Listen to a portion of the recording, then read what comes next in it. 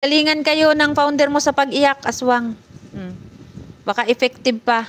Kasi yung founder mo mukhang nag-iisip na ng ibang technique, hindi na yata umi-epekto yung pag-iyak-iyak niya. Oh. Galingan mo rin ang pag-iyak mo. Ay, Pasensya na po kung nami-misinterpret niyo po yung sinasabi ko. Pero mahal ko po kayo, Tita Merly. Sorry po talaga.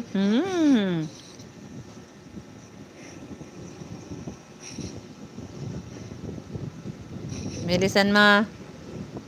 Patapos natin kami.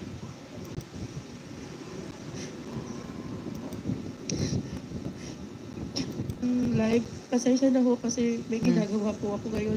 Kinuha ko lang po tong oras na to kasi ayoko po makita ng mga anak ko na umiiyak ako.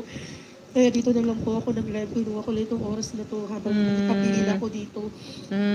Again ho, guys, maraming salamat po sa inyong lahat. Nakapila ka saan? Nakapila ka na naman sa terminal ng tricycle. Lagot ka na naman kay Pikwa niyan pag nalaman ni Pikwa yan. Oh, nakaawa si Utong. Sobrang balahura, sabi ni Mami Lance. Kayo daw to LC ang may kasalanan, Angie. Oo nga, isisi pa kaya Ate Angie at saka kay LC. Yung kasalanan daw nila, nadadamay pa daw siya. Ang naging kasalanan niya lang naman daw, naging kaibigan niya ng dalawa. Isipin mo ngayon, ginagawa mo ng kasalanan ng maging kaibigan tong dalawang to, 'di ba? Wala kang kwentang kaibigan.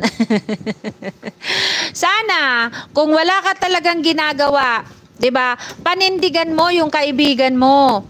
Kung talagang totoo mo silang naging kaibigan, kinausap mo sana, tinanong mo sana sila, kayo ba talaga yung nag-leak ng 39,000? Tapos maniwala ka sa kanila kasi hindi naman talaga sila yung nagbigay sa akin ng impormasyon na 'yon. Diba? Pero yung nagbigay sa akin ng impormasyon, isa rin sa nakakausap ka. At take note na ikaw ang nag-reveal ng katotohanan sa live mo tungkol dyan sa 39,000 na sinabi mo nga nagkaroon pa ng part 2. Diba? Sana kung totoo mo silang kaibigan at hindi ka traidor, sasabihin mo sana doon, dyan sa pag-iyak-iyak mo na dyan, kahit anong mangyari, kahit magalit pa kayo lahat sa akin. 'Di ba? Kaso hindi eh. Talagang nilaglag mo yung mga kaibigan mo. Gaano ka nakakasiguro na sila naman talaga yung may maling ginawa? Nakapila ka sa tricycle. Nakapila daw siya dito sa tricycle. Nakapila na naman.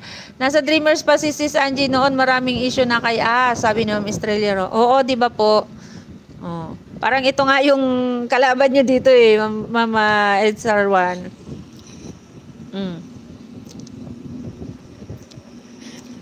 Nakapila lang daw siya dito sa tricycle. Lagot ka kay Pikwa. I am new to this live stream, new subscriber. Thank you for subscribing. Salamat sa inyo. Tingnan mo. Tingnan natin kung talagang umiyak ang mukha nito.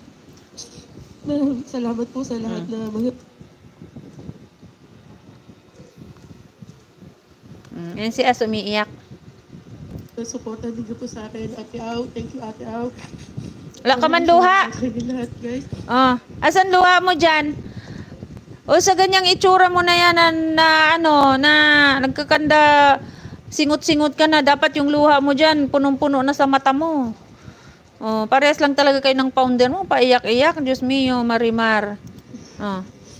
Thank you po. Ganito na lang po.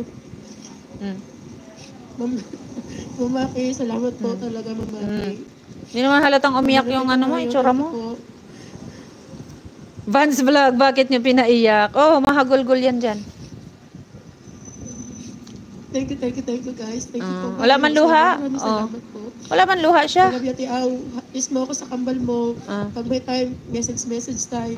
Tita Kachina. Sorry. Huwag kang umiyak, mumutain ka rin. Asan luha dyan, Ash? Asan luha dyan? Wala man luha, Ash. Saan? Yan sinasabi ko sa inyo eh. Mga paiyak-iyak ninyo dyan. Natapos na. Wala na. Kahit i-focus ko yung camera dyan sa mata mo, hindi mo makita ang luha mo. Paras lang talaga kayo ng founder mo. Hi, good evening, Founder Vance. Mega love shout out. Ikaw na animalis ka, di ka magpormal